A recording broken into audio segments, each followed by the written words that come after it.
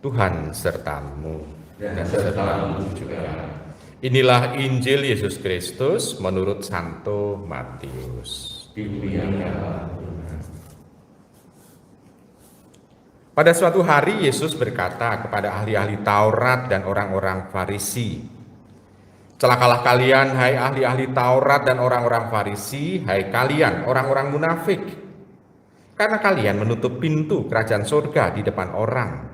Sebab kalian sendiri tidak masuk dan kalian merintangi mereka yang berusaha masuk. Celakalah kalian, hai ahli-ahli Taurat dan orang-orang Farisi, hai kalian orang-orang munafik. Sebab kalian menelan rumah janda-janda sementara mengelabui indera orang dengan doa yang panjang-panjang. Sebab itu kalian pasti akan menerima hukuman yang lebih berat. Celakalah kalian, hai ahli-ahli Taurat dan orang-orang Farisi, hai kalian orang-orang munafik. Sebab kalian mengarungi lautan dan menjelajah daratan untuk mempertobatkan satu orang saja menjadi penganut agamamu, dan sesudah ia bertobat, kalian menjadikan dia orang neraka dan 2 kali lebih jahat daripada kalian sendiri. Celakalah kalian, hai pemimpin-pemimpin buta yang berkata, bila bersumpah demi bait Allah, sumpah itu tidak sah. Tetapi bersumpah demi emas bait suci, sumpah itu mengikat. Hai kalian orang-orang bodoh dan orang-orang buta, manakah yang lebih penting, emas atau bait suci yang menguduskan emas itu? Dan kalian berkata, bila bersumpah demi mezbah, sumpah itu tidak sah. Tetapi bersumpah demi persembahan yang ada di atasnya, sumpah itu mengikat. Hai kalian orang-orang buta, manakah yang lebih penting, persembahan atau mezbah yang menguduskan persembahan itu? Karena itu, barang siapa bersumpah demi mezbah, ia bersumpah demi mezbah dan juga demi segala sesuatu yang terletak di atasnya.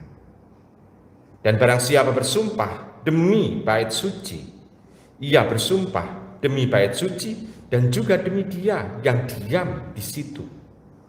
Dan barang siapa bersumpah demi surga, ia bersumpah demi tahta Allah dan juga demi dia yang bersemayam di atasnya. Demikianlah Injil Tuhan kita. Terpujilah Kristus. Ibu, Bapak, saudara-saudara yang terkasih dalam Tuhan, dalam bacaan Injil ini kita bisa melihat sebetulnya teguran untuk ahli Taurat dan orang Farisi, tetapi kita bisa bercermin darinya. Sabda yang sungguh sebetulnya sangat keras untuk kita. Kita bisa bertanya dalam diri kita, sudah berapa orang itu menjadi, misalnya begini aja, sudah berapa orang menjadi orang Kristiani gara-gara kehidupan kita? Sudah berapa orang menjadi orang Kristiani melalui atau melihat cara hidup kita? Sudah berapa orang? Kita bisa bertanya-tanya dalam diri kita. Tapi jangan sebut, oh, pasanganku. Jangan. Bukan itu. Maksudnya adalah orang lain di luar rumah. Oh, anak-anakku. Bukan itu maksudnya, adalah orang-orang lain yang bukan karena kehendak kita membaptiskan anak itu. Tetapi orang tertarik akan Kristus karena kehadiran kita. Berapa orang yang sudah? Baik. Atau malah sebaliknya, sudah berapa orang yang keluar dari Katolik gara-gara melihat hidup kita?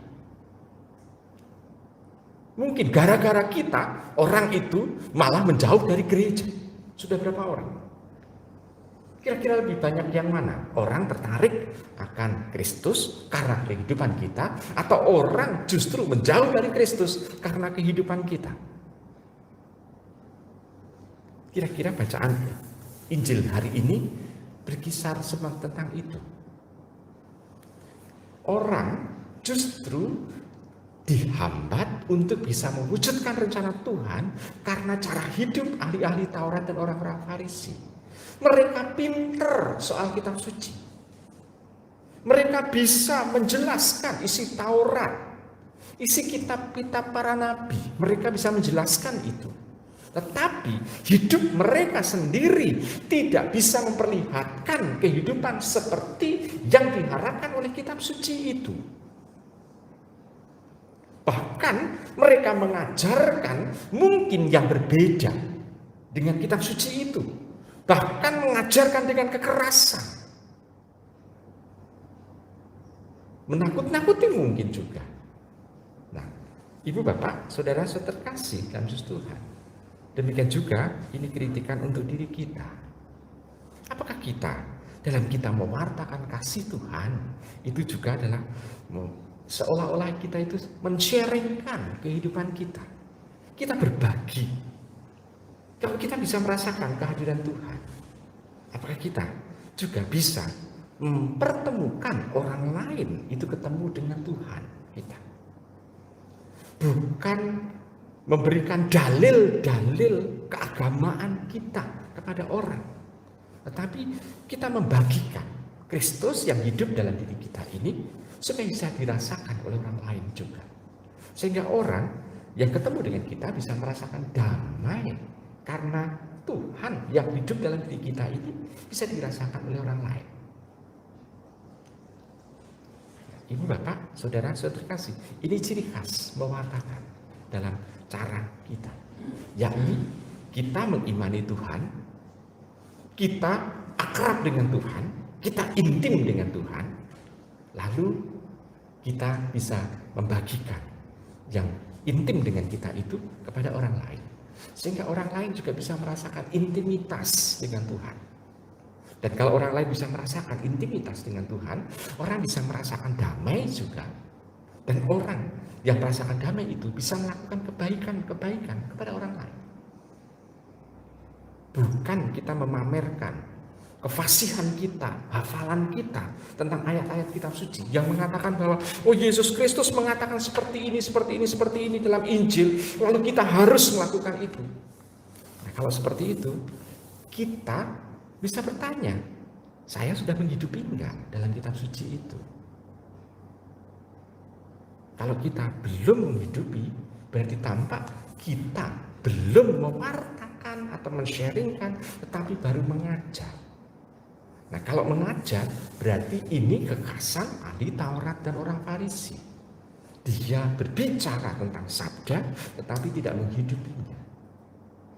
Maka ibu bapak, saudara-saudari yang terkasih dalam Yesus Tuhan, ajakan Tuhan sebetulnya dengan kata-kata yang keras dalam bacaan Injil ini sebetulnya ingin supaya kita itu bisa melihat inti dari kehidupan beriman itu.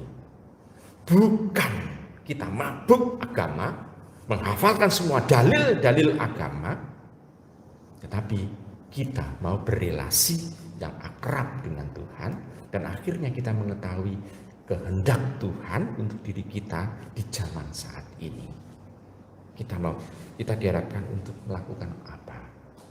Nah, dengan seperti itu kita akan bisa merasakan dan mengalami Tuhan selalu up to date.